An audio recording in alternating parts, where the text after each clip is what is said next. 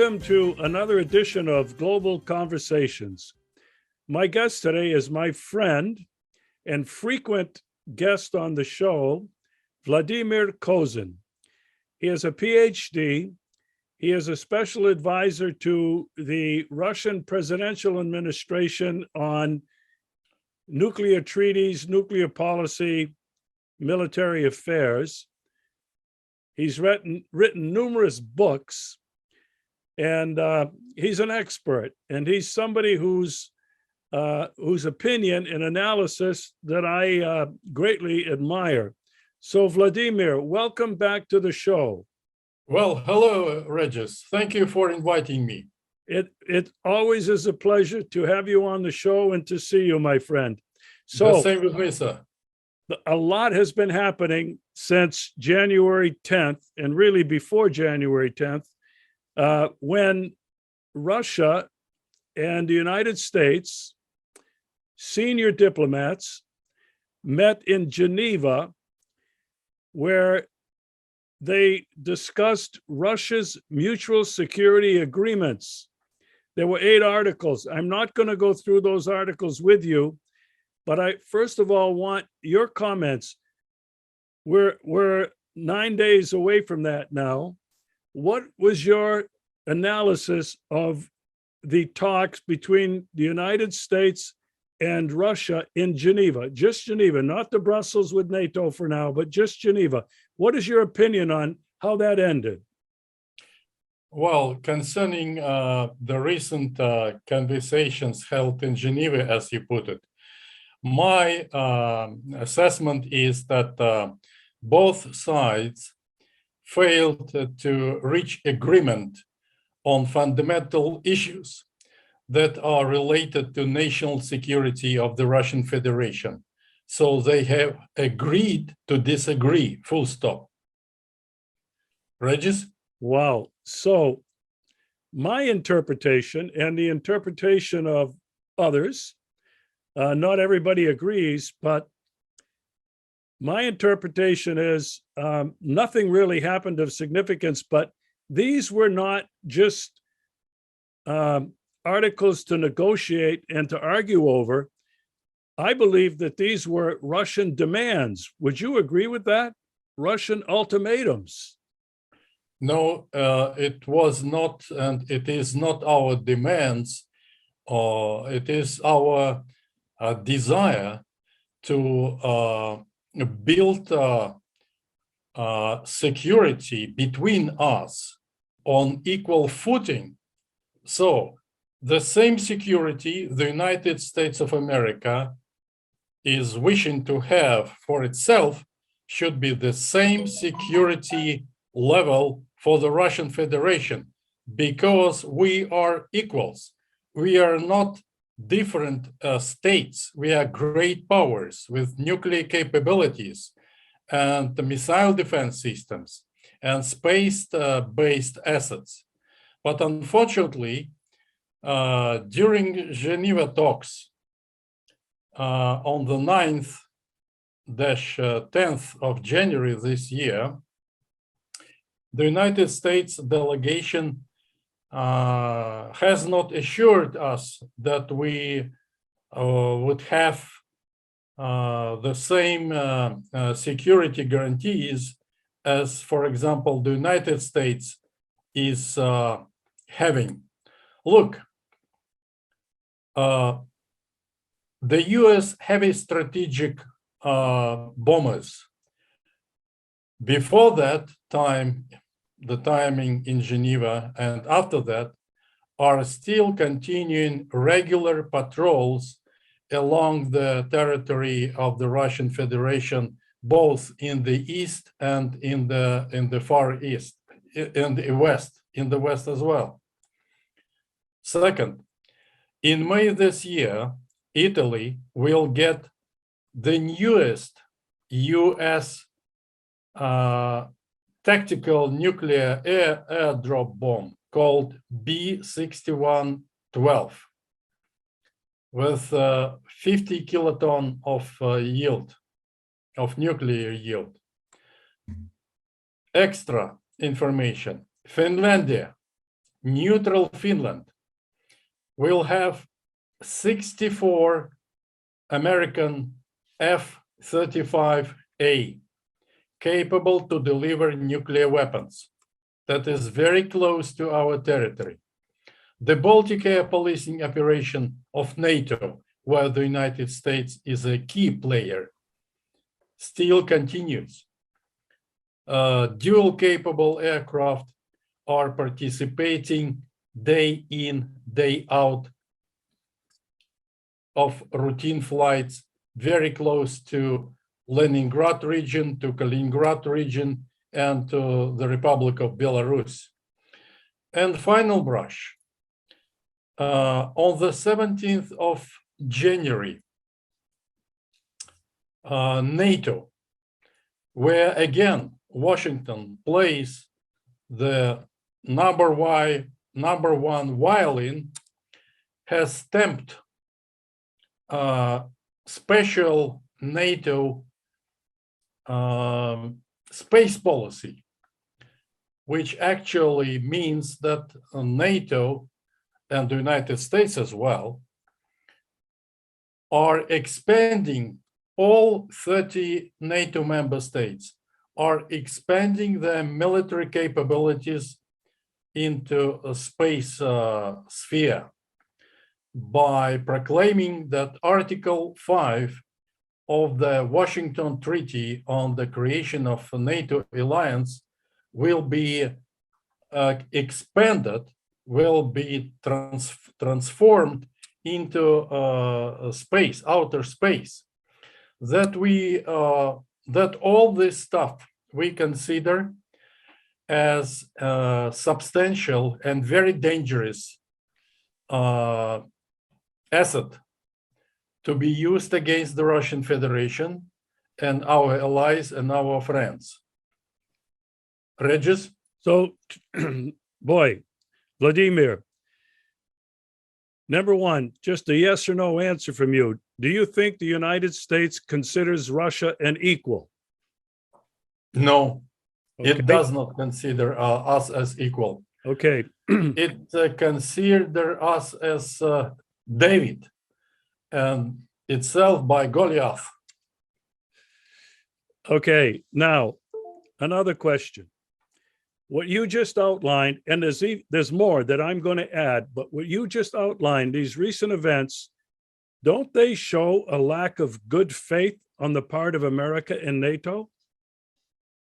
Well, the United States of America itself and the NATO alliance as an organization, as a huge military union, always had, now are having, and in the future will no doubt have anti-Russian sentiments and anti-Russian feelings, and the desire to dominate over Russia militarily in all spheres, on land, at sea, in the air, in cyberspace, and now in outer space, after proclaiming NATO's overarching space policy on January 17th.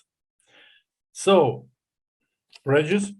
So, in light of the January 10th talks in Geneva, with the events that you've just outlined, and I have a few more, and with NATO and the United States at this time declaring that they are going to join militarily in space projects. Mm-hmm. That, to me, indicates the United States is deaf, stone deaf, and did not take Russia's security agreements and the talks in Geneva seriously. You have a very correct observation, Regis. Washington and the current administration, headed by President Joseph Biden, actually do not take care of what is going on in the strategic stability talks and during specific talks involving high-ranking officials from our two sides in Geneva recently. More than that, the United States of America, as is widely known, not only to me or anybody else, like experts, the United States of America has two areas from where it can deliver first nuclear strike against the Russian Federation and against the People's Republic of China, against Iran and North Korea as well. What are these two areas? First of all, continental USA, CONUS. Second, forward-based areas in Europe, for example. What about Russia? We do not have the same type of areas of launching attack versus the United States. We have only one area, that's continental Russian territory in Asia and in Europe. We do not have forward-based weapons deployed near Florida or off coast of Alaska, Atlantic coast or Pacific coast of the United States. But if we are militarily equals, we, the Russian Federation, has legitimate right to open up the second area of potential attack of the United States in response. That's forward-based areas very close to the United States continental territory. Regis? And where would that be? Oh, the world oceans. Okay. And plus the world oceans, Pacific and Atlantic, and Indian Ocean as well. Why not? Because we have quite a long-range contemporary intercontinental ballistic missiles and hypersonic weapons that actually do not recognize any distances. They can stay and fly a long time and very long distances without any limitations. Second, it's a continental part of Central America and Latin America, provided that a number of countries located there agree with our request and request to give us permission to place conventional or any type of nuclear capabilities on their soil. Without their permission, without their advice and consent, we will never do this because they are sovereign states and members of the United Nations organization. But we can also use newly built and newly designed high-tech weapons mentioned by Russian President Vladimir Putin in March 12-18. There were 6 new weapons, new types of weapons, and one more, Zircon, has been added to this list. So altogether 7. Not all of them are commissioned. Not all of them are in our armed forces. But some of them actually have been commissioned and are on duty right now. So the United States of America has 2 choices. Either to accept our request to honor our security systems and to honor strategic stability all around the world, or second, neglect this kind of thing that came up with the 2 draft treaties, one sent to the United States and to NATO separately on December 15th last year. They have been publicly printed and the world community is fully aware about them. So if Washington and NATO decline this kind of very peaceful, comprehensive, constructive offer, we will respond with all our might, because stationing forward-based assets, a combination of them, nuclear weapons, missile defense efforts, heavy armed forces very close to our shores, and including the same kind of thing in Ukraine, currently only advisors and some GIs, not missile defense assets and not nuclear capabilities. But if Ukraine, sooner or later, today or tomorrow, or in upcoming June at the NATO summit in Madrid, will become a full-fledged member of the NATO alliance, so we will respond with all our mights. We will never surrender and undermine our national security and our defense security interest in this world. Regis? Well, it seems pretty obvious that the United States is not willing to enter into these talks on mutual security as an equal. That seems very obvious. Second of all, they had promised to reply within 1 week from January 10th with a response from America. It's now January 19th, and there's still no response. The next point I will make is what you have just been articulating and emphasizing. Russia has stated that what you just said, if the United States stalls or disregards our attempts to talk, we will do exactly what you just said, take everything into our own hands. And that must mean economic, that must mean alliances with China, and I'm going to talk about China in a minute, and that also means militarily with all her might. Now, there's some other things that you haven't mentioned that I think are serious concerns. In addition to the B-52s flying daily sorties with nuclear missiles, gaming a first strike attack on Russia, in light of the fact that the United States still has been having war games every year, and they get bigger and bigger every year all along Russia's borders. They have stored thousands and thousands of tanks and Humvees and artillery in places like Poland and, I don't know, Hungary and other Baltic republics. What is that there for? And what does that say to Russia? It says the United States is preparing to attack. It has no other meaning. Another fact,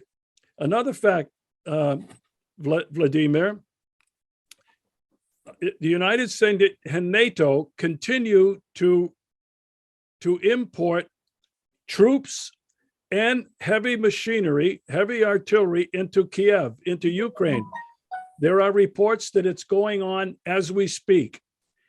If this is true, and I think that it is, that the United States, Canada, and UK, and maybe Turkey have now not just advisors on the ground, but troops ready for combat, this is a complete, total disregard of Russia's request for security assurances, and within Ukraine specifically. There's some other things that I want to talk about that are continued, like threats that the United States continue to do. For example, France and Germany want to continue talks with Russia. The EU has said the same thing just recently. They want to continue talks with Russia. Does this mean, now I've mentioned a lot of things here, but does this mean that the EU and NATO might be breaking apart? Well, thank you very much, Regis. You have touched upon several very important issues. Well, concerning Ukraine, It is namely the United States of America and the North Atlantic Treaty Organization as organization. They are openly inciting Ukraine to be a bridgehead of Western attack, NATO's attack against the Russian Federation and the Republic of Belarus. The United States has already offered $2 billion to Ukraine to buy the US lethal weapons, offensive weapons, not only defensive. Recently, the US Congress once again stamped the bill to send extra money, several hundred million US dollars, again to Ukrainian ultra-nationalist regime. A neo-Nazi. Let's put it on the line. Yes, neo-Nazi, correct, yes, neo-Nazi, yeah. And it's Washington is inciting Ukraine to attack the Republic of Belarus, Donbass, and lastly, the Russian Federation in the area of Crimean Peninsula. So it is not the Russian Federation who amassed its armed forces near Ukrainian border. We just had to send our troops to all these areas. It was Ukraine who several times concentrated huge armed forces equipped and trained by NATO and by the United States in these three areas. But the main attack is Donbass, not Belarus and the Russian Federation. Belarus and the Russian Federation is a kind of secondary rate areas of attack, second type of attack. But the first attack is Donbass, Kiev, and its unrational President Vladimir Zelensky would like to grab Donbass by force, totally neglecting all 13 provisions of the Minsk arrangement. And unfortunately, his masters in the USA and NATO are helping Volodymyr Zelensky to implement such provocative and very aggressive schemes. So, in order to defuse the situation in that part of Europe, Ukraine, Belarus, Russia, Donbass, so only in this area, in this part of Europe, the United States should stop transferring money, equipment, ammunition, advisors, and consultants to Kiev regime. It has to stop threatening Russia and inventing stories of our aggression. These two things, with the de-escalation of the situation in that area from the Western side, are very simple. First of all, they would like to divert attention of the world community from attack of Kiev versus Donbass against Lugansk and Donetsk People's Republic. And second, to divert Washington and Brussels, I mean Brussels as a headquarters of NATO organization, divert from the dialogue we have already started in Geneva and Brussels, and plus additional talks we have started earlier of that, I mean talks on strategic stability. There are two different formats. We should not mix them together. They are different talks. So the situation is rather alarming. It's on the brink of starting first conventional war. which very soon be converted into a nuclear war, a combination of nuclear and missile defense war against as a war involving heavy military equipment and technical assets. So Washington should not forget that Russia currently is not a baby in the cradle or invalid, crippled person on crutches. We're much stronger nowadays, probably economically not too strong, but militarily, especially in terms of these 7 types of high-tech, hypersonic and other types of prospective weapons, we are much stronger than the United States. You have mentioned the People's Republic of China. Beijing is on our side. Beijing understands our policy and criticizes the policy of the United States of America.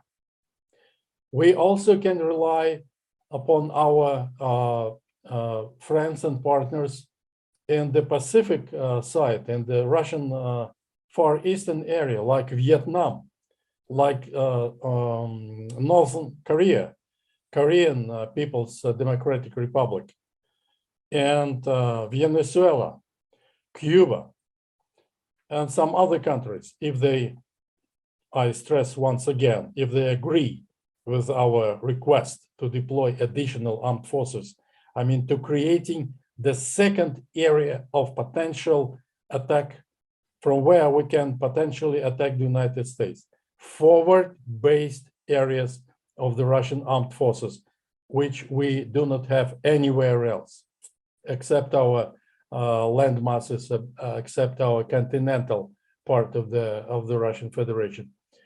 Regis, you mentioned some other issues. Could you please remind me again? Well, I think there's more proof that the United States is being disingenuous and does not have any intention of treating Russia as an equal and talking about Russia's security interests. You mentioned a number of things that the United States has given $2 billion. The United States Congress wants to give them $1 million plus or 100 million plus more. There's more to it than that. The United States Congress has threatened more sanctions on Russia like they've never seen before.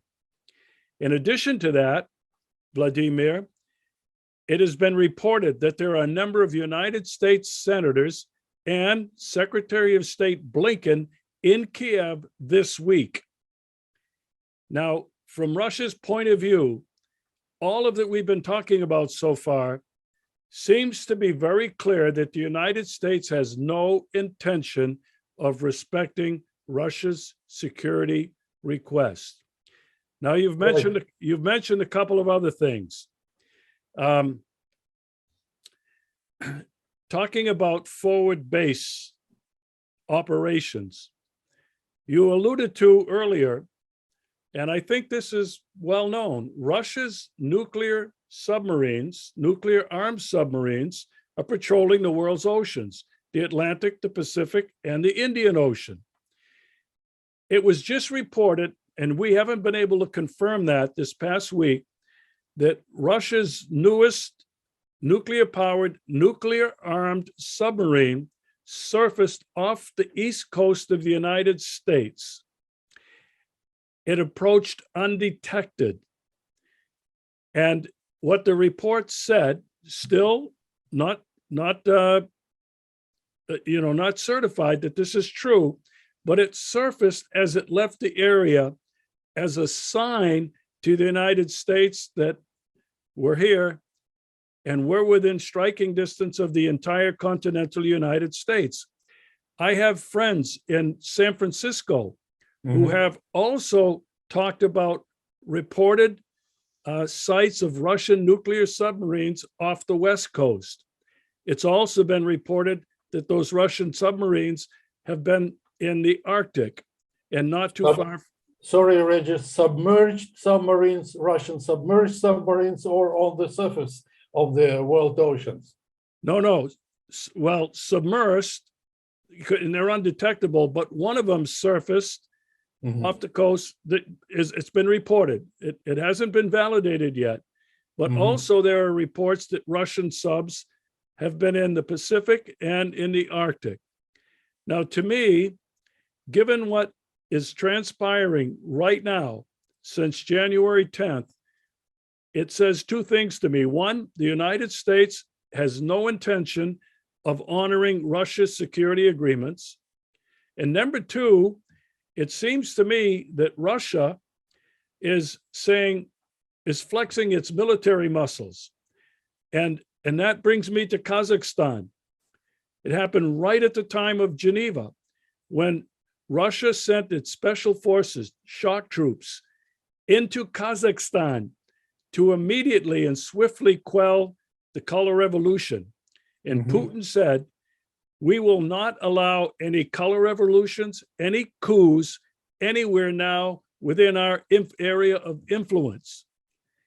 It's also been reported, and I don't know that this has been verified, that Russia sent 3 warships off the coast of Sweden, because Sweden, like Finland and even Norway, have agreed to accept NATO installations on their territory. Yes. Do you think that these events are true? Do you think Russia is flexing its military muscles in the face of the United States being disingenuous and dishonest in terms of honoring Russia's agreements?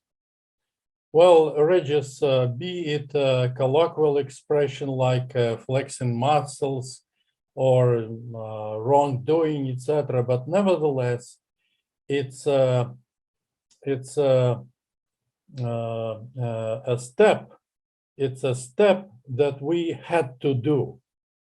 Just putting the United States and its major NATO allies at the same risky position as they have put us.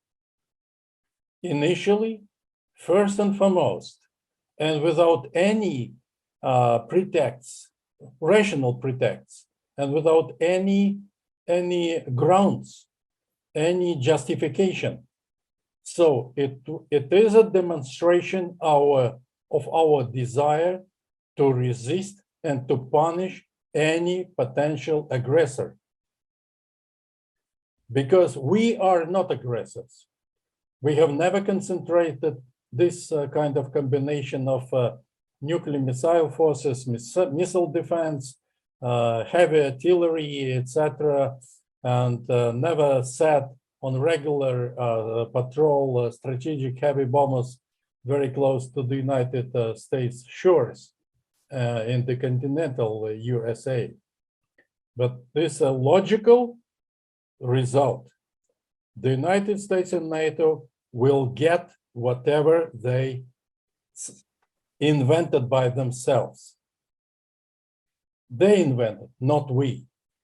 So they have to step back to recall all these kind of aggressive forces of the first nuclear and missile attack from our territory, and not to invite neo-Nazi state like Ukraine and Georgia. It's not neo-Nazi state, but Georgia, a country, a Republic of Georgia. I do not mean the state of Georgia in the United States of America. The Republic of Georgia in the Caucasus, it has territorial claims to its neighbors, to South Ossetia, for example. How it can be invited to NATO as a full-fledged member of the alliance? No. And as to Sweden and to Finland, I will not be surprised if in the Madrid summit of NATO in the upcoming summer, all 4 states, or just several states of these 4 cataloged by me, will become the members of the NATO alliance. That's too much for us. We cannot tolerate this. And we have legitimate right to respond with all our might, with all our military capabilities. Kazakhstan. You mentioned Kazakhstan. Well, first of all, to start with, President of Kazakhstan, Mr. Tokayev, who was elected the president, the head of state, legally, recognized by all nations all over the world. He is the commander-in-chief of the Kazakhs armed forces. And soon after this abortive coup started on the 2nd of January this year, he also became the head of the National Security Council of the Republic of Kazakhstan. So he had legitimate right to ask a number of states, actually all states of the organization on collective security organization, including Russia, to bring their peacekeepers to Kazakhstan to protect strategically important installations and infrastructure, and to stop violence. When more than 1,300 assault rifles and pistols have been stolen by these gangsters in Kazakhstan when they stormed police stations and even local KGB headquarters, etc., killed a lot of people and wounded a lot of them. So it was a logical step to intervene and to interfere. By the way, on the 19th of January, that's the date we are talking with you today, all peacekeepers from the Collective Security Treaty Organization have left Kazakhstan completely, totally, for good, and they returned to their respective countries. So, and the leaders of Kazakhstan and people of Kazakhstan are very thankful and grateful to the Russian Federation and all other collective security treaty organization armed forces for their just helping hand to extinguish unheard of civil war and total destruction of this huge Asian country like Kazakhstan. By the way, having the largest, among other neighbors, the largest border with the Russian Federation. If terrorists from a number of internationally renowned organizations have changed the status of Kazakhstan and grabbed it militarily, it means that the next victim and the next target of opportunity will be the Russian Federation for these gangsters and bandits. Regis? Well, you made some very good points, Vladimir. I want to go back up just a little bit. I want to talk about what NATO said, or what the United States said and NATO in terms of admitting those other countries to NATO. They said NATO is open to anybody wanting to join. Meanwhile, Biden and others have said Ukraine is not going to join right now, implying it could happen in the future. But that is another fact that shows that the United States totally dismisses and disregards Russia's security needs. What it means to me is, don't tell us Ukraine can't come in. And as you're pointing out, when they have their talks this summer in Spain, they could very easily just say those three countries you mentioned can have right now full membership in NATO. They could do that. Mm-hmm. This is I think this is Russia's major red line. Do not do this. If you do, as you said, Vladimir, we'll respond with all our might. Now, you mentioned the Donbass. My friends in Donbass, and they're very close to the front line, have been saying that there are 100,000 Ukrainian troops and advisors and other forces now along the Donbass border. Can you verify that? Is that actually happening? Yes, there are plenty of Ukrainian regular armed forces very close to the line of disengagement confirmed by the Minsk agreements, coming very close to the administrative border with Donbass, Donetsk and Lugansk Republic. More than that, I have to draw your special attention and our esteemed TV viewers that the OSCE employees, the employees of the Organization on Security and Cooperation in Europe, the OSCE in Vienna just launched a special monitoring mission in Donbass and outside in Donbass, in a number of Ukrainian cities controlled by Kiev. But unfortunately, if you visit the OSCE website, open to everybody, and look through annual and daily reports of the OSCE monitoring mission in Donbass, you will see that they recognized 600 staffers in this monitoring mission of the OSCE in Donbass nowadays, as they put this figure on the table. In each daily report, they admit that there were plenty of violations of fire. But it's a very peculiar thing to outline. By whom? All by Ukrainian side, all by regular Ukrainian armed forces.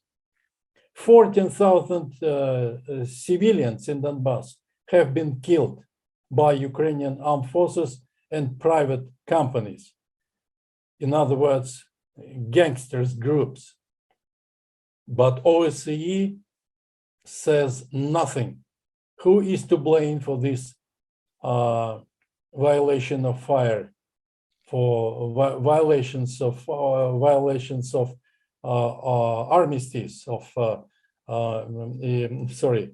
who has violating fire agreement, ceasing fire agreement, who is violating this kind of silence along this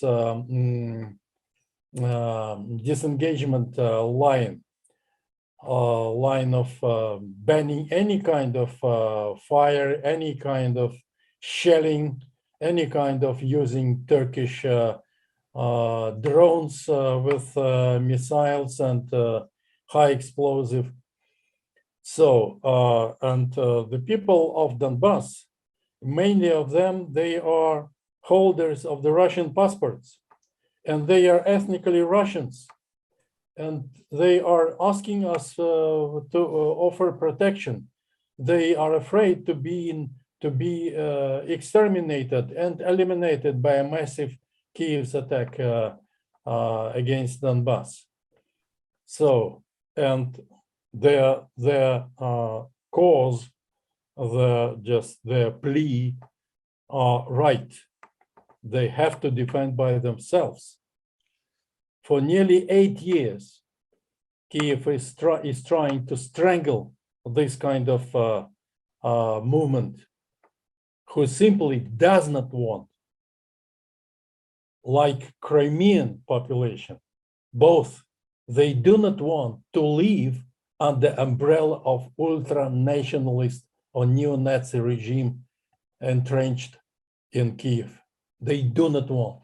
And any foreign correspondent in with hostile feelings in terms of the Russian Federation, will go to Crimea and will go to Donbass and talk to rank and file grassroots people, would you like to come back again to Ukraine? They will definitely reply, God forbid, forget about it. We do not want to live under this hostile, flawed, stupid regime who is a warmonger by itself and incited from outside by NATO and by the United States.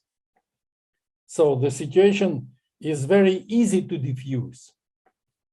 The USA, Washington, President Joseph Biden, think it over twice, 3 times, 16 times. What are you doing? Russia is not the state after the collapse of the Soviet Union in 1991. It's totally different. It will defend its citizens everywhere and the country itself by all means. Do not forget this kind of thing, Mr. President. You are personally responsible for this kind of thing. You are just pouring gasoline into the fire you have already burned. Regis? Wow. I have a couple of things I want to talk about. Did you say that the OSCE is not reporting the ceasefire violations and that all these people really, I've heard many thousands, more than 14, but tens of thousands of people, innocent people have been killed. Did you say that the OSCE is not reporting this? Yes, Regis, you can go after our conversation. You can visit the internet website, official site of the OSCE, and look through the reports of a special monitoring missions in Donbass. They will admit, true, that there were thousands violations of ceasefire in Donbass, but they will never, these people, 600 mission people from special monitoring missions, they will never tell the readers who is the author of violations of the ceasefire. But the violator is Kiev, not Donbass, not Lugansk, not Donetsk. Yeah, and as you know, I was in Donbass twice in 2019, twice, a total of a month, to document what was happening there. And I can underscore what you just said. I talked to many people. I talked to some of the people in the military who were fighting. And they all said, and I'm talking about old babushkas all the way down to young people, we will never return to Ukraine. Problem is, President Putin keeps insisting on diplomatic solution in the Minsk agreements. And the people in Donbass are saying, no, no, no, no. My question to you, in light of all of this aggression, and it is aggression against Russia, the people of Donbass stand to suffer the most if Russia doesn't act preemptively to avoid an all-out assault, okay? If Russia does not act preemptively, the people in Donbass know that Donetsk and Lugansk as cities will be taken immediately and there will be a massacre. But this is my question. The UN right of self-determination for nations, obviously Kosovo, there was double standard, but Crimea voted in a referendum to return to Russia based on that fundamental principle of the right of self-determination. I know that the people in Donbass has pleaded the same thing to Russia. Now, I understand Crimea and its relationship with Russia goes way back to Catherine the Great. Sevastopol is the large warm water port, only warm water port of the Russian Navy. And the area of Donbass and Lugansk doesn't have that historical connection. But as you said, many of them, maybe most, are ethnic Russians, speak Russian. 500,000 of them have already received, or more, have received Russian passports. Right. Why would not Putin accept their request to be included into the Russian Federation? That would seem to me to provide protection and say to America, okay, now you see another red line. What are your thoughts on that, Vladimir? Yes, I think that recognition, officially recognition of Donbass, of Lugansk and Donetsk People's Republic by the Russian Federation is long overdue. We had to recognize these two republics in Donbass. It's a tiny, small community inhabited by mainly Russian population and our brothers and sisters. By the way, it was Vladimir Ilyich Lenin, the founder of the Russian state soon after the Bolshevik Revolution, and just also voluntarily gave up this kind of land to Ukraine, absolutely arbitrarily, yes, upon no grounds, upon no rationality, just gave up its etc. But people of Donbass should rely upon our commitment to defend themselves. And we have to recognize their independence.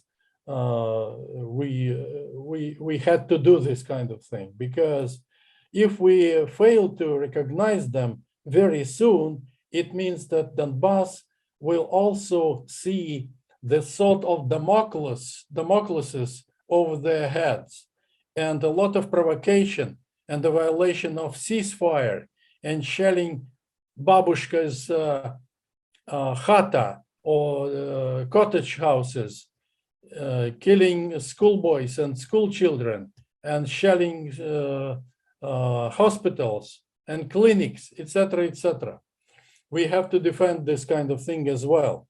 That's why we are asking not to grant full membership of NATO into alliance. And not only this, but also not to herald in a special partnership or privileged partnership to Ukraine in Madrid, because it will be the same. It will be the same as a NATO member state. Yes, a special partnership invented a long time ago during former Secretary General of NATO from Holland, Jaap de Scheffer. He mentioned not Ukraine, it was not relevant that time, but he mentioned Finland as a specifically privileged partner of NATO alliance, with whom NATO has 400 special agreements on joint instruction, on joint exercises, on selling military hardware to Helsinki, etc., etc. And I can repeat that 64 F-35 Alpha, it's a dual capable craft capable to carry nuclear weapons as well, in addition to conventional weapons. That's also a specific threat to the Russian Federation in that corner of Europe. Regis? Well, I want to finish with two things. You mentioned the premier of China, Xi Jinping, where he said, we respect and honor Russia's core security interests. But he also said in that conversation, virtual conversation with Putin, and he announced this, it was reported afterwards, he said something to this effect: we have politically, economically, and militarily relationships with Russia that go beyond the word alliance. Mm-hmm. Now, what this means to me is now it's 2 against 1. The triangle may have equal sides, but 2 sides of the triangle, China and Russia, are vastly superior in every way, economically, politically, and militarily, than the United States. And they seem to be so blind to that reality as they continue to provoke China militarily as well. Mhm. I just Yes, wanted to go ahead. yes, Go ahead. go ahead. Well, Regis, you're right. The Russian Federation and the People's Republic of China, a long time ago, has announced that they are having, and in the future will have, special strategic relationship between themselves.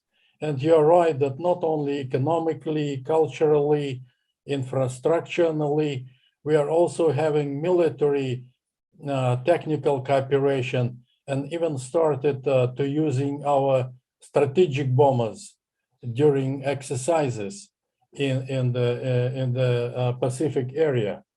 So, and we are enemies number 1 and 2 for the United States.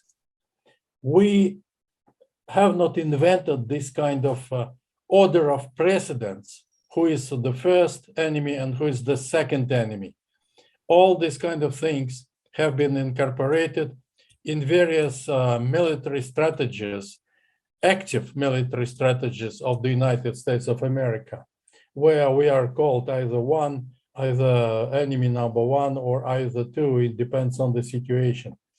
But right you are, this union is an ironclad, and the United States government or any other governments in the world will not be able to disrupt this kind of solid military union, though it is not actually on paper. Nowadays, we haven't signed any mutual assistance pact, etc. But look, Beijing and Moscow, we are having no first use of nuclear weapons against each other. But what we are having both with the United States, Beijing and Moscow, and the United States of America, we do not have no first use. That's untangle the hands, the nuclear hands of the United States of America in front of us, And we're talking about too many things about security guarantees.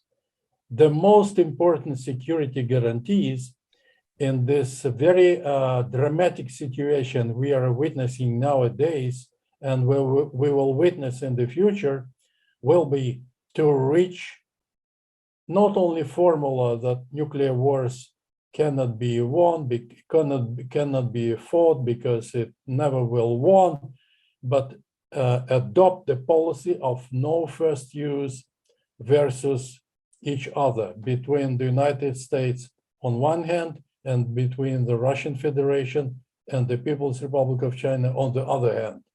It's the easiest thing to do, just to sign it. It should be legally binding. If the formula no first use or no first strike is not good, we can subscribe to the notion no first of nuclear weapons at all versus each other. It's always a solution.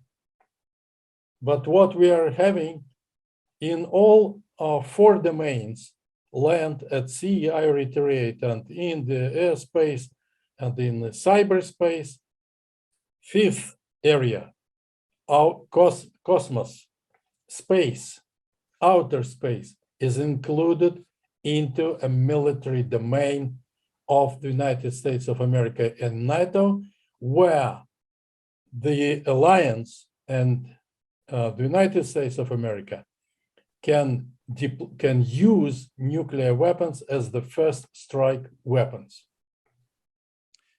Well, So, Vladimir, yes, go ahead. In the absence of such guarantees, we will be, enemies forever. But do we need this kind of thing? No. Look, soon after the demise of the Soviet Union, the Russian Federation expanded very friendly and partnership ties with the Transatlantic Alliance. I participated in many war games, table war games, practical war games, search and rescue operations, combating terrorists in the open ocean outside territorial waters. Both Russian sailors and NATO sailors from NATO navies. We just acted like brother. I just landed on the Coral Sea nuclear-powered aircraft carrier of the United States Navy in the Pacific, using C-2, personal transport airplane to deliver cargoes, small cargoes, and personnel from ashore to the aircraft carrier group and back. So I saw the inscription in the Brussels headquarters and NATO headquarters. Здесь говорят по-русски. Here we speak Russian, along many other NATO official languages like French, for example, etc. And what had happened? But this kind of, so to say, a rose garden period of relationship between us and NATO happened when NATO has not expanded its ranks in terms of towards eastern direction. NATO initially was composed of 12 countries, and some of them added gradually, one by one. But after that, Y2 invite all former Soviet republics into these ranks. What you have going, not you personally, but what the Western side has got from this expansion: militarism, anti-Russian or Russophobia, a lot of money, just huge military expenditures, location and displacement of placing of heavy military hardware, missile defense, nuclear forces, etc. What for? What for? Concentrate better. It is better to concentrate on welfare of your people, your citizens, your culture, your infrastructure, your healthcare system, etc., etc., etc. Regis, your turn. Wow, I know you and I have talked many times about how dangerous the situation is now. I think it gets increasingly more dangerous almost every day with these other events that are unfolding. We are going to have a conversation, you and Bruce Gagnon and myself, about the space race and weapons in space, nuclear power in space on Friday of this week. So I want to mention that so people will pay attention, that you'll be back with Bruce and myself talking about the arms race in space. I want to end on this note. Yes, with great pleasure. As to me, I have already confirmed. So upcoming Friday, 21st, 8 p.m. Moscow time. Yeah, it won't be live. It'll be recorded, but it'll be up online within a few hours. I want to end with this. When we're talking about the United States, we're talking about NATO, we're talking about Joe Biden, we're talking about Blinken, we're talking about Victoria Nuland. This begs the question, Vladimir, and I know that Russia has answered it. Who is in charge in Washington? Russia knows that it is not Joe Biden. Russia knows that it's probably a combination of the State Department, which basically acts independently of the White House and Congress. Russia knows that it is the military-industrial complex headed by the Pentagon, who are making all of these foreign policy decisions based on money, profit. They don't care who dies. They don't care that other nations economically just collapse. They don't care. They don't care about migration of refugees. They care about none of that. And on top of it, Russia knows that the United States media has silenced all of this information and all dissent completely. So when Russia looks at the United States and who's sitting across the table, they know it's not the right people. Would you agree with that? Yes, I agree, Regis. Those people you have mentioned are basing their plans, their schemes on prejudices, upon very bad assessment of the current situation and the future situation, especially in military political terms. They are basing their strategies on just militarism. But this kind of policy will never be a major success. For them, it will be a major failure. They will lose their jobs. It would be better to send them to the diplomatic academy of the Ministry of Foreign Affairs of the Russian Federation to study realities, to be more professional, and not to ignore the realities. So that's my intention. I would be very happy to talk to any of them, to Anthony Blinken or to Madame Victoria Nuland or anybody else with any time, either directly or indirectly. But I think that these kind of people are mentally not very well, mentally are seriously ill. They do not assess what is going on in our wonderful world.